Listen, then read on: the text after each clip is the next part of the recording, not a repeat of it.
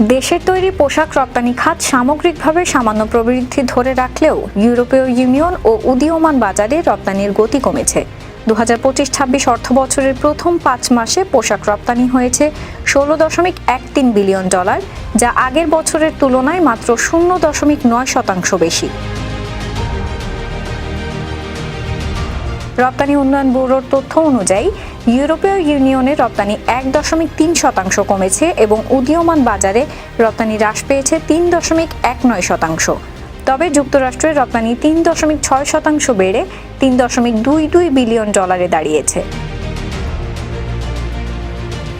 খাত সংশ্লিষ্টদের মতে বৈশ্বিক অর্থনৈতিক চাপ, মূল্যস্ফীতি ও ভোক্তা ব্যয় কমে যাওয়ায় ইউরোপ ও উদীয়মান বাজারে রপ্তানি শিথিল হয়েছে, যা ভবিষ্যতে খাতটির জন্য চ্যালেঞ্জ হয়ে উঠতে পারে।